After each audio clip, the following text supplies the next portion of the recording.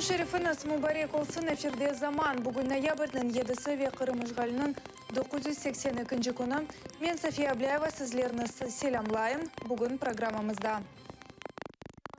Булгаристанда президент Улабыле. Болгары сказали нет апатии и проголосовали за перемены. Қырым ұжғаліне қаршы яңа әсер. Отжали у соседей не свою землю. Қырым татар ве украинлілерінің бір йолу. Тугайбей, мій брат, моя душа. Єдиний сокіл на світі, готовий зробити для мене все, що я захочу. Қырым абюслерінің ақлары Қорчалав мевзусы Киевде музакире етілді. Русия адвокаты Николай Полозов Украина пайтақтында бұлынып, Меджлис рейсі Рифа Чубаровнен бері-бірлікте Украина омбудсмені Валерия Лутковская еле көріштілер. Николай Полозов Меджлис рейсінің муавина ақтем чейгознын ақларына Қорчаламақта Киевде есе адвокат чейгознын іші бойынша сабатларына топлайды. 2014 сене 26 февраль күні ақтем чейгоз Қырым парламенті бинасы янында өткерілген митингте қалабалықларының тешкел етілмесінде қабатлана.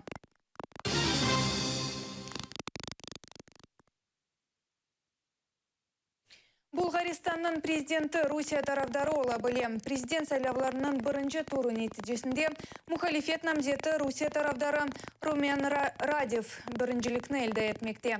О Булгаристан мұхалифет социалистик фирқасының платформасына қол тұтып, Русия еле яқынлашуыны тешвиқат етмекте. Румен Радаев Қырым ишғали нәтижесінде белгіленген Русияге қаршы санкцияларны лағу етілмесіне чағыра. И голосовых за промену. Сегодня болгары сказали нет апатии и проголосовали за перемены. Нам еще предстоит узнать официальные результаты, но уже сейчас ясно, люди решили взять демократический процесс в собственные руки. Русия режиміне қаршы яны музыкал есері пейда олды. Мирко Саблич тақымының музыкантлары яны клипіні тақдим әттілер. Олар Иосиф Кобзон, Александр Розенбаум ве Григорий Лепсінің Русия хитіні башқа маныға чевіріп пародия өдірділер. Мирко Саблич тақымы Русия Украинада женкіні башлаған ве Қырымны ишғал еткен сон пейда олдылар. Олар эсасен женк ве Кремльге қаршы мевзуларнен бағлы есерлеріні ішлеп чықармақта.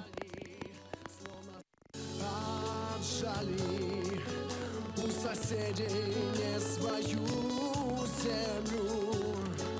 Дрожали, словно струны у людей нервы. Шлют ныне, да по Украине проклятия нам спины. Киевде бір йолу адлы ойыны тақдим етілді. Нумайшының эссас манасым Қырым татар ве Украин халықларының бірлігі мұмлігіні көстермектір. Эсер bu екі халқының умуми ниетлеріні ве қиметлеріні ачықлай. Мирасим Владимир Завальнюк адана театрында кечірілді. Бір йолу нумайшы екінленген соңра серджілер актерларыны аяқ үстінде алғышладылар.